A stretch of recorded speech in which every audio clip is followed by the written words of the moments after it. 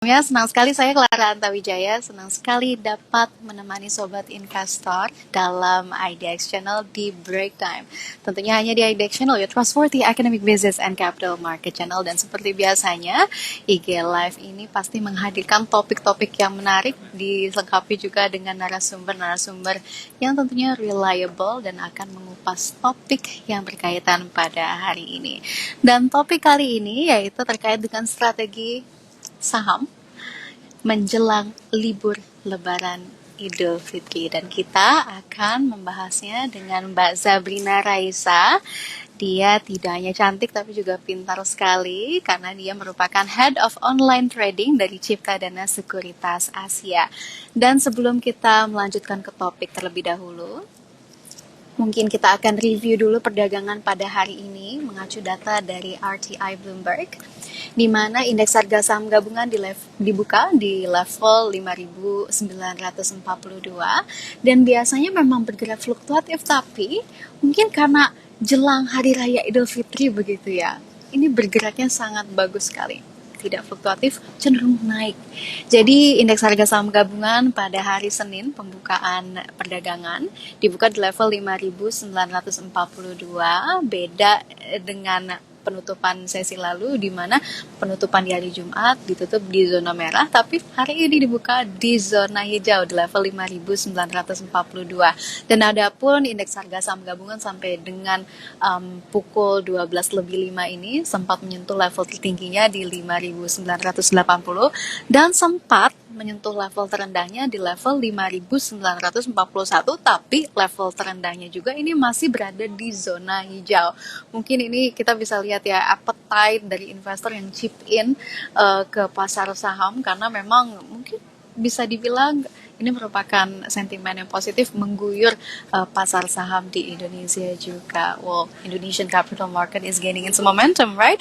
Dan juga kalau misalkan kita melihat di awal perdagangan ini ada 193 saham yang bergerak melemah, tapi ada 279 saham yang bergerak secara naik. Jadi memang lebih banyak saham yang bergerak positif dibanding saham yang bergerak negatif. Tapi ada juga 151 saham bergerak secara stagnan ya. Dan sebentar lagi kita akan membahas terkait dengan strategi saham bagaimana ini ya menjelang Idul Fitri begitu, dan kita akan membahasnya dengan Mbak Zabrina Raisa selaku Head of Online Trading Cipta Dana Sekuritas Asia.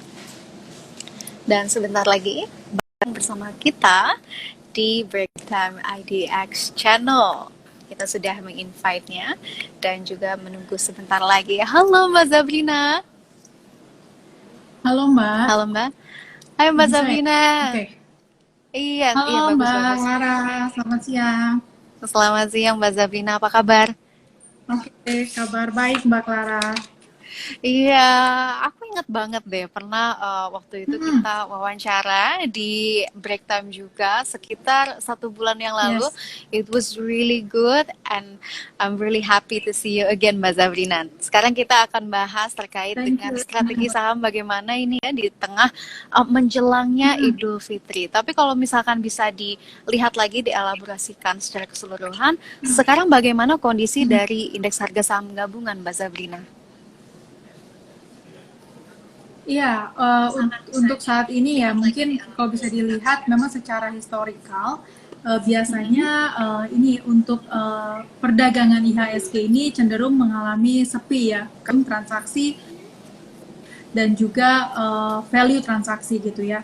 Tapi hari ini luar biasa juga bahwa IHSG kita berhasil mengalami penguatan di sesi pertama. IHSG menguat di level 5976 dan kita lihat juga beberapa mencatatkan akumulasi buy ya untuk beberapa saham baik itu Tebik, MDKA, ada Inco, Arto gitu ya mengalami penguatan. Dan mungkin kalau kita singgung sedikit terkait dengan perdagangan hari ini, memang libur Lebaran ini kan akan berlangsung dari Rabu hingga Jumat ya. Jadi perdagangan pekan ini IHSG ini hanya 2 hari gitu. Dan secara teknikal kita lihat setelah untuk perdagangan kemarin di Jumat, IHSG mengalami penurunan, lalu hari ini IHSG berhasil mengalami penguatan. Lalu ini lebih GDP di first quarter 2021 gitu. Jadi respon pasar ini harapannya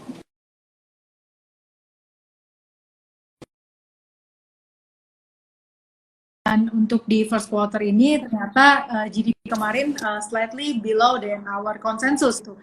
Jadi memang sedikit direspon negatif untuk IHSG pekan kemarin. Tapi untuk perdagangan hari ini karena cenderung mengalami libur sebentar lagi, IHSG sendiri terlihat ya cenderung sepi untuk volume dan value transaksi. Tapi kita perlu cermati juga mungkin untuk concern ya ke depan. Untuk IHSG kita memang masih akan ada beberapa tantangan bahwa mungkin Mbak Clara nih kan kita ngomongnya katanya santai aja ya kan sebentar lagi Lebaran ini banyak mungkin teman-teman yang udah mau mudik dari tahun lalu yang nggak kesempatan untuk bisa mudik tahun ini berharap bisa pulang kampung gitu dan nyatanya banyak yang sudah ibaratnya dilarang untuk tidak pulang ke kampung halaman, tapi tetap memaksakan diri gitu kan. Nah, jadi mungkin ini akan jadi concern juga untuk gambaran market hari-hari ke depan. Apakah nanti angka kasus COVID ini akan mengalami kenaikan atau tidak gitu? Karena dengan apa ya dengan keinginan libur Lebaran ini ingin pulang kampung, membuat ya kita tahu pandemi ini kan belum berakhir kan. Jadi Iya, betul kekhawatiran sekali, itu sih yang mungkin akan menjadi faktor untuk IHSG kita gitu. Iya, Tapi Mbak. kalau misalkan kita lihat nih ya di awal perdagangan pada pekan ini kan langsung kayak skyrocketing gitu ya. Kita lihat yang biasanya fluktuatif, kadang malah dibuka di zona merah, ditutup di zona merah juga. Tapi sekarang di zona hijau terus, masih stagnan begitu ya. Kita pantau sampai jam 12. Ini sebenarnya apakah memang karena baru saja Indonesia merilis data Q1 2021 yang dimana ini bisa menjadi clue terkait dengan ekspektasi akselerasi ekonomi di nanti kuartal 2 2021 atau memang para investor ini sudah memiliki kapital yang lebih karena mungkin let's say THR begitu ya. Jadi kapitalnya banyak jadi injek ke pasar saham. Tapi menurut Mbak Zablina sendiri sentimen yang paling menopang ini apa sebenarnya, Mbak? Mbak Zablina, halo. Halo Mbak Clara. Iya, Mbak Zablina, Halo mohon Mbak maaf Clara, tadi udah terkait jelas? dengan kendala koneksi. Sudah jelas, Mbak. Iya, iya. Oke. Iya, Mbak Zablina, tadi padahal kita lagi ngomongin seru banget ya. Jadi kita bisa lagi menduga-duga ini, di antara sebenarnya sentimen yang paling kuat ini apa? Apakah sobat investor baru saja mendapatkan THR gitu ya, jadi capital injections-nya gede untuk masing-masing individual, jadi mau masuk chip in ke pasar saham, atau justru banyak sobat investor yang justru lebih antusias melihat perkembangan dari perekonomian Indonesia yang walaupun memang masih minus, tapi kita bisa melihat adanya ekspektasi terhadap ekonomi di kuartal 2 2021. Jadi gimana Mbak Zablina? Lebih kuat sentimen yang mana? Untuk saat ini ya, khususnya untuk perdagangan 2 hari ini sih, kalau saya lihat ini lebih karena sentimen short term, karena kita tahu beberapa saham itu baik Unilever, tadi mungkin saya udah sempat mention, ada Indofood, ada ICBP ini kan mengalami penguatan ya setelah sebelumnya mengalami pelemahan gitu. Dan kalau kita lihat ini lebih cenderung karena perilaku masyarakat yang belakangan ini berbelanja terkait dengan barang-barang lebaran gitu ya, mungkin parcel lebaran, makanan lebaran dan lain sebagainya. Dan ini akan menjadi katalis positif nih untuk saham-saham berbasis consumer gitu.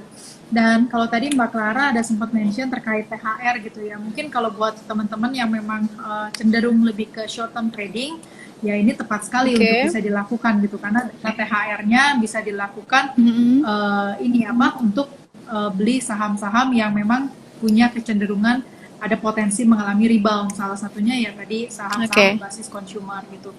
Tapi kalau untuk investasi yang dalam jangka waktu long term, terlihat nampaknya investor ini akan cenderung wait and see ya terkait dengan ekspektasi data GDP yang harapannya sih nanti ada positif turnaround lah, positif turn, karena di pekan kemarin IHSG itu mengalami pelemahan, itu lebih karena respon negatif terkait dengan GDP di first quarter yang masih slightly below than our consensus gitu. Jadi harapannya Oke. ya nanti untuk investor-investor yang mau masuk ke dunia pasar modal ini akan menunggu data GDP yang akan lebih much better than previous quarter gitu. Oke, luar biasa. Tapi kalau misalkan kita meninjau dari sektor mana kira-kira menjelang Ramadan ini yang menarik untuk dikoleksi, kira-kira menurut Mbak Sabrina sektor apa, Mbak? Ya, kalau untuk sektor yang menarik ya, tadi kalau terlihat hari ini sih lebih ke consumer ya, karena consumer ini hari ini mengalami kenaikan, tapi bisa diperhatikan juga saham-saham berbasis komoditas, karena komoditas ini di tengah mengalami penguatan, ini juga Oke. cenderung memberikan katalis positif, itu baik dari Oke. gold dan juga copper, dan mungkin kalau kita lihat spesifik, ada sahamnya yakni MDKA, itu juga lebih karena respon dari harga komoditas baik itu gold dan juga coppernya ini mengalami kenaikan gitu. Dan kalau untuk saham lainnya mungkin dari dari komoditas lainnya Inco juga mengalami kenaikan gitu. Jadi mungkin ada beberapa sektor yang menjadi bisa pilihan lah bagi investor ataupun trader, itu bisa diperhatikan baik itu consumer dan juga komoditas ya untuk saat ini. Dan jangan lupa juga ada saham berbasis agriculture, itu Oke. CPO ini juga belakangan mengalami kenaikan gitu. Jadi saham-saham yang berbasis komoditas spesifiknya CPO itu juga mengalami bisa diperhatikan oleh investor baik itu TAPG, itu DSNG, LSIP hari ini juga mengalami penguatan gitu. Ini lebih karena harga komoditas secara globalnya juga mengalami kenaikan. Gitu. Oke, jadi yang patut diperhatikan ada dua sektor, yaitu yang pertama sektor komoditas, yang kedua ini consumer goods. Kalau consumer goods ini memang dilatar belakangi karena memang banyak sekali masyarakat yang sekarang berbelanja, ataupun kita bisa melihat ya people purchasing power ini meningkat jelang Hari Raya Idul Fitri. Tapi di sisi lain juga, kalau misalkan kita melihat dari komoditas, memang harga komoditas secara global lagi bagus-bagusnya gitu ya Mbak, ya lagi on peak gitu. Kalau dari Untuk CPO ya. Oke, baik. Kalau misalkan dari Mbak Zablina sendiri, adakah saham yang dijagokan gitu ya dari sesi consumer goods?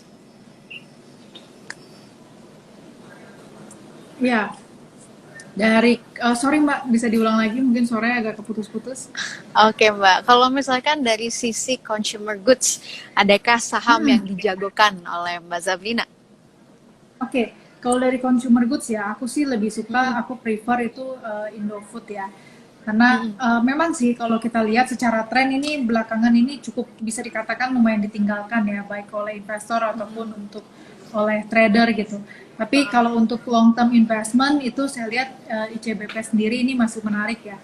Boleh ICBP, Oke. boleh Indofood, tapi banyak juga yang lebih memilih Indofood karena Indofood ini kan INDF ini di dalamnya ada CPO dan sementara untuk CPO ini kan harga komoditasnya ini mengalami kenaikan. Jadi ini mungkin bisa dikoleksi juga karena baik itu dari dia punya breakdown produknya itu kan juga di dalamnya ada CPO gitu. Jadi dengan kenaikan harga CPO tentunya juga ini akan memberikan sinyal positif untuk INDF. Tapi kalau memang secara teknikal memang ini kita lihat belum confirm ya untuk mengalami penguatan yang dalam artian mengalami penguatan yang signifikan karena belakangan ini juga cukup sideways untuk harga saham-saham berbasis konsumer gitu.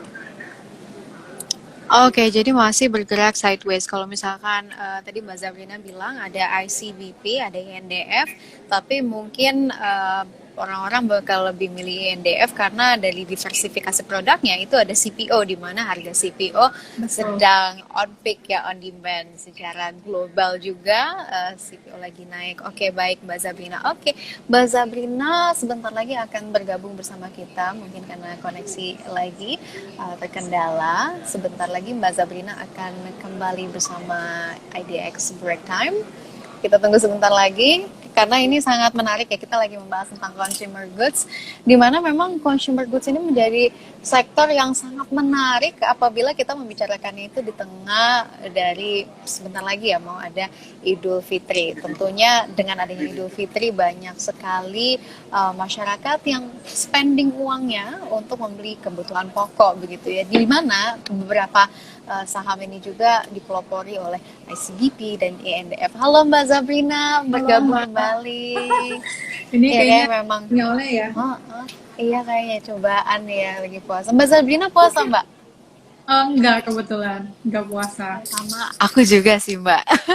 Harusnya kita semakin semangat ya. Kita harus mensemangati sobat-sobat investor yang sedang berpuasa. Semoga dilancarkan ibadah puasanya, dan bagi yang sedang tidak puasa, selamat enjoy makan siangnya. Tapi kalau kita tetap harus ngobrolin dulu ya Mbak ya tentang cuan. Ini sangat penting. Oke Mbak Zabrina, tadi kan kita udah bahas nih ICBP sama INDF. Tapi kalau misalkan kita lihat mungkin lebih subsektor gitu ya, dari poultry gitu, misalkan Widodo Makmur Unggas atau Japfa, itu bagaimana Mbak pergerakannya kalau dari sektor poultry? Karena seperti yang kita tahu ya Mbak ya, memang harga-harga daging-dagingan nih lagi naiknya luar biasa. Tadi saya baru lihat ada yang komplain di TV karena harga daging ini mahal banget, Rp160.000 gitu. Apakah saham-saham poultry ini terkena imbasnya begitu Mbak? Iya, tentunya ya, karena memang kalau kita lihat untuk poultry industry ini, teman-teman mungkin yang udah perhatiin itu sahamnya mengalami kenaikan yang cukup pesat ya, karena surprise juga earnings mereka juga mengalami kenaikan. Nah, tadi Mbak Clara sempat mention bahwa harga ayam nih banyak banget yang protes gitu ya, kenapa kok mahal banget gitu. Benar. Karena memang secara historical ini simple aja ya, bahwa poultry ini kan industrinya ini kan bergerak untuk produk, ada all cheese dan juga ada produk-produk lainnya mungkin yang memiliki kontribusi yang tidak cukup besar seperti aquaculture. Nah, untuk ayam boiler ini memang secara harga ini mengalami kenaikan yang cukup signifikan gitu, dan terlihat bahwa di pasar harga ayam ini mengalami kenaikan lebih karena harga kita tahu menjelang Lebaran, Indonesia sendiri merupakan masyarakat yang masyarakat Muslim ini juga cukup besar, dan sehingga populasi untuk mengkonsumsi ayam ini kan besar juga gitu kan. Betul. That's why untuk harga ayam yang mengalami kenaikan ini memang kalau kita perhatikan secara historical dari tahun ke tahun ini poultry company, baik itu tadi Mbak Clara sampaikan, ada Java, ada WMU, ada Malindo, ada Cantopan, itu juga biasanya memang cenderung mengalami kenaikan. Betul. Dan memang itu the best quarter ya untuk poultry industry, karena kenaikannya itu ditopang dengan musim atau seasonal Lebaran gitu. Dan bisa diperhatikan sih dari sisi harga, hari ini juga Java ini masih mengalami kenaikan ya. Gitu. Menarik sih untuk poultry. Oke, betul ya. Jadi memang kalau kita ngomongin poultry, pastinya menjelang Idul Fitri ya, karena memang mayoritas dari warga Indonesia ini kan umat Islam begitu ya. Jadi memang untuk selebrasinya begitu ya di Idul Fitri juga membutuhkan banyak sekali pangan begitu. Tapi yang nggak lucunya mungkin bagi banyak sekali ini yang komplain terkait dengan harga daging sapi, harga daging unggas. Unggas juga termasuk dengan ada telurnya, ini naik secara serentak begitu ya. Mungkin karena memang ini menjelang Hari Raya Idul Fitri. Dan juga sobat investor, kalau misalkan kalian ada yang mau ditanyakan terkait dengan pergerakan indeks harga saham gabungan hari ini, atau mungkin mau nanya terkait dengan saham-saham yang worth to collect, langsung dari Mbak Zabrina, ini langsung dari ahlinya, langsung tanya aja, nanti kita berdua akan membahasnya begitu ya. Dan pastinya Mbak Zabrina akan memberikan rekomendasi terbaik pasti ya Mbak Zabrina ya. Iya, tadi kita sudah membahas tentang sektor mana saja begitu ya yang worth untuk dikoleksi. Tapi kalau misalkan kita melihat nih Mbak ya, indeks harga saham gabungan secara keseluruhan, walaupun memang ya awal pekan ini dibuka di zona hijau, berada di level 900-an, tapi nampaknya sulit sekali untuk mencapai level 6.000. Kira-kira akan reboundnya kapan sih Mbak Zabrina? Ini rebound ke 6.000. Kayaknya dulu gampang banget 6.000, sekarang susah banget. Iya, memang tadi ya yang aku tadi sempat mention bahwa belakangan ini concernnya itu masih tertuju kepada kasus COVID-19 gitu. Memang kalau aku pribadi melihat eh, vaksin yang dilakukan di Indonesia ini cenderung baik gitu ya dalam proses implementasinya. Tapi kalau kita berkaca negara tetangga kita, baik itu dari India, aku ada Malaysia, perhatikan dan bisa menjadi warning. Kita juga harus tetap berhati-hati gitu karena kalau kita lihat untuk mereka juga melakukan adanya lockdown kembali gitu kan, dan ini juga jangan sampai kita ini ya apa ketinggalan gitu bahwa kita tidak mempraktikkan protokol kesehatan dengan baik sehingga membuat pandemi ini tidak berakhir gitu, dan tentu ini akan berpengaruh ya terhadap recovery dari sisi perekonomian Indonesia gitu. Nah, di samping itu juga mungkin bisa dilihat bahwa kenaikan dari kasus yang terjadi di beberapa negara tetangga kita. Halo Mbak Zabrina. Mbak. Mbak Zabrina. Aduh, Kalau kita lihat ini indeks harga saham gabungan skyrocketing terus stagnan gitu, kalau koneksi kita fluktuatif. Kita Mbak. lagi ya. Kita lihat lagi nih, ada pertanyaan dari sobat investor. Dan mohon maaf Mbak Zabrina kalau misalkan terkesan saya memotong, tapi padahal saya nggak memotong Mbak. Ini terkait dengan koneksi yang jadinya delay sebenarnya. Semoga Mbak Zabrina paham ya. I really enjoy our conversation beneran deh.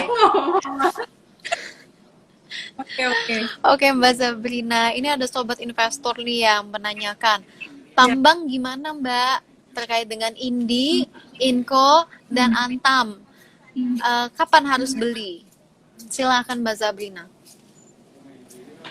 Oke, untuk pertambangan ya mining ya, untuk Inco, Antam dan Inco dan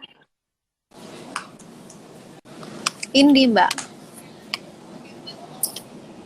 Oke, nah ini kalau kita sektor lihat energi. secara harga, sektor ya komoditas ya, secara kalau kita lihat sih secara harga untuk Inco sendiri kan hari ini sudah naik ya, naik 5% ya, 4,9%. Ini sudah tembus resistennya di level 5.000 ya, karena kemarin juga sempat stagnan di bawah 5.000, tapi ini berhasil mengalami kenaikan karena lebih dari harga komoditas yang mengalami penguatan.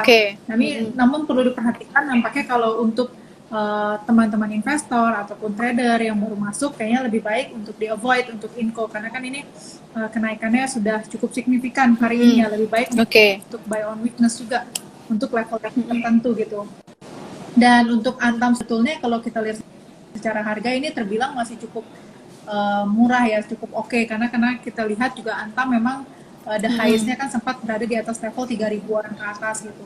Tapi kembali lagi untuk jagoan-jagoan dari komoditas ini menguat belakangan ini lebih karena harga secara global ini mengalami penguatan. That's why investor merespon positif gitu, dan tidak hanya untuk komoditas berbasis berbasis batu bara, berbasis nikel, tapi juga CPO tadi juga sempat aku mention, itu seperti yang baru saja juga pendatang baru seperti TAPG, itu juga bisa diperhatikan nih oleh para investor, karena cenderung kita tahu secara perusahaannya juga sangat cukup baik, dan di tahun ini saya rasa nanti TAPG ini akan menjadi the next kategori blue chip lah gitu, karena memang kita tahu secara ownernya juga orang yang sudah cukup baik gitu, sudah dikenal juga lah oleh market gitu. Tadi agak kelewat Mbak terkait dengan Indi. Tadi Inco, Antam sudah tinggal Indi. Ya, kalau untuk Indi, untuk perdagangan hari ini, mungkin secara harga Indi malah cenderung hari ini terbatas ya, melemah sekitar. Dan kalau Indi sendiri sih sebetulnya kita lihat secara harga coal dan juga konsumsi batu bara ini masih diprediksi bagus ya sepanjang tahun 2021 karena memang akan menjadi kecenderungan yang ketika komoditas ini bagus, ini tentunya akan menjadi salah satu signal bahwa ekonomi ini akan recovery gitu. Jadi kalau saya lihat sih untuk kalau untuk Indi sendiri cenderung masih cukup oke sih ya. Oke. Jadi kalau misalkan antara Inco, Antam, dan Indi, justru yang di-avoid ini Inco, karena memang Inco ini sudah kenaikannya lebih dari 5% dan sudah tembus batas resistensinya. Jadi lebih baik di-avoid gitu ya bagi sahabat investor yang mau mencari cuan lebih. Justru yang dilihat lebih ke Antam karena pernah survive ke 3.000-an ke atas, dan juga kalau Indi ini sedang melemah tapi lemahnya juga singkat saja ya 5 poin, dan juga kita melihat kalau misalkan dari konsumsi coal sedang naik gitu, dan diperkirakan di tahun 2021 demand dari batu bara atau coal itu sendiri akan menaik ya seiring dengan permintaan global menaik begitu ya Mbak Zabrina ya. Betul. Oke, Mbak Zabrina, ini ada ya, karena kan ini kita akan tunggu. Oke. Mbak, sorry. Gak apa-apa Mbak, ini karena delay Mbak. Mohon maaf Mbak. Oke. Sekarang ada sobat investor lagi nih yang nanya.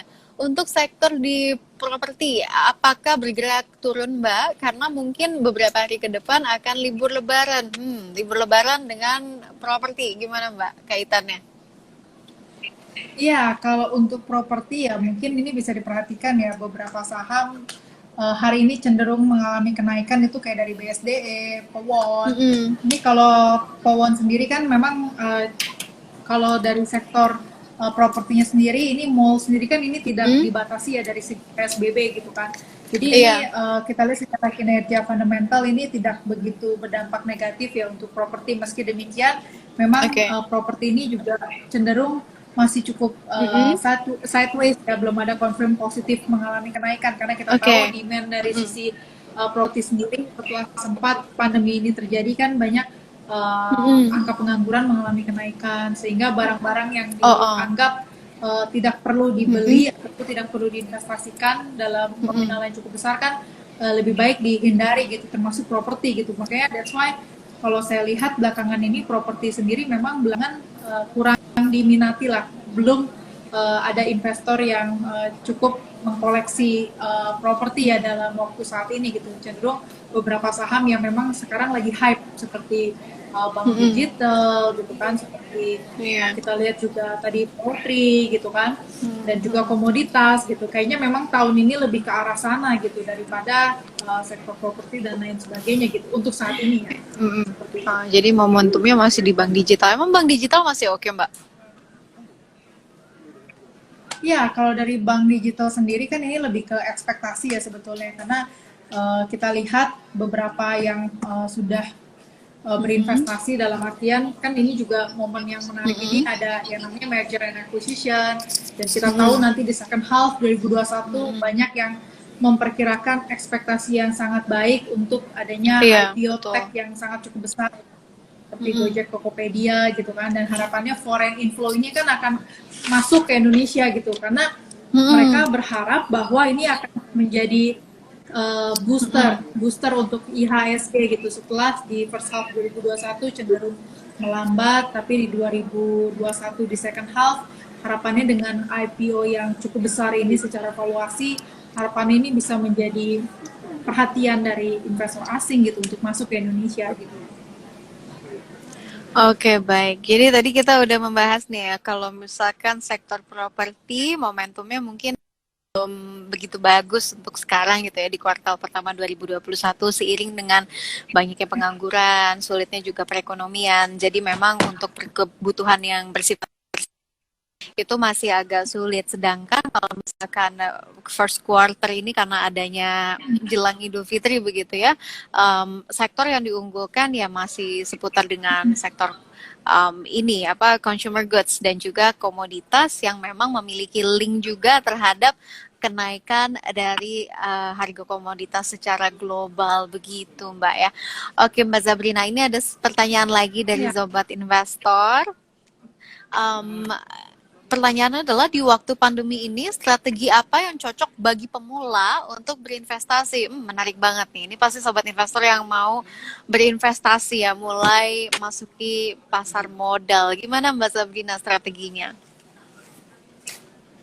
Ya, untuk para pemula ya yang baru mau terjun ke pasar modal, aku sih mungkin bisa kasih beberapa tips ya bahwa teman-teman lebih baik untuk perusahaan yang akan dibeli itu bagaimana, karena kita penting membeli sesuatu yang kita tahu fundamentalnya, kita tahu secara teknikal, karena di pasar modal tepatnya ketika kita beli suatu perusahaan emiten ini kan kita harus kenal dulu gitu kan, jadi nggak sembarang ibaratnya kita dengar dari teman mungkin beli saham tertentu tapi kita nggak tahu landasannya apa gitu, jadi penting yang namanya analisa fundamental. Dan di sisi lain juga saya lihat untuk belakangan yang sedang tren ataupun sedang hype itu lebih baik juga untuk tidak ikut ikut yang lagi hype, karena ketika pemula baru masuk ke pasar modal itu kan juga baru saja mulai baru mengenal, baru belajar gitu. Jadi takutnya ketika yang mengikuti yang lagi hype ini harganya ini cenderung sudah ada di pucuk gitu. Jadi sudah ada di pucuk dan kekhawatirannya adalah ketika saham tersebut juga ternyata mengalami koreksi karena belinya sudah di harga tinggi, akan muncul trauma gitu untuk berinvestasi di pasar modal. Dan ini terlihat ya bahwa trennya di tahun 2020 kan kita tahu banyak investor retail yang masuk ke Indonesia, which is good gitu kan, karena kita nggak hanya didominasi sama asing lagi, tapi teman-teman yang mungkin tadinya tidak mengenal sekarang sudah mengenal yang namanya pasar modal. Dan tentunya financial literasi ini bisa dikatakan cukup baik lah di Indonesia gitu kan. Tapi perlu diperhatikan bahwa teman-teman ini juga jangan terlalu dan terlalu ikut sesuatu yang hype gitu, karena ketika nanti sudah ya koreksi gitu ya, aku khawatir sih ada muncul trauma gitu bahwa wah nanti ada muncul kepikiran bahwa investasi di saham itu judi, investasi di saham itu gambling, padahal kan memang nggak tahu ya beli saham apa nih gitu, kayak gitu sih. Itu penting banget sih kalau aku bilang. Iya, oke. Terima kasih banget tipsnya ya dari Mbak Sabrina. Jadi memang sobat investor jangan ikutin kata orang, tapi ikutin kita sendiri. Dari mulai kita melihat dulu bagaimana performa dari perusahaannya, financial performance-nya. Jadi jangan ikutin kata orang. Saham A bagus, jadi kita beli saham A. Saham B bagus, kita beli saham B. Jangan ya sobat investor, dengerin tuh kata Mbak Sabrina ya. Oke, Mbak Sabrina, kita udah berbincang kurang lebih 45 menit dengan segi-likunya. Terima kasih sama IDX Channel Mbak Sabrina. Sehat selalu ya Mbak Sabrina. Iya, sama-sama. Thank you so much Mbak Clara dan juga tim IDX Channel. Sama-sama Mbak Sabrina. Oke, baik Sobat Investor, terima kasih yang sudah menonton dari awal sampai akhir pembicaraan IDX Channel dengan Mbak Sabrina terkait dengan strategi investasi seperti apa ini jelang Lebaran ya. Dan juga terima kasih sudah menonton IDX Channel, selalu your trustworthy academic business and capital market channel. Dan I'll see you soon di episode selanjutnya di Break Time with IDX Channel. Saya Clara Wijaya, signing off. Goodbye.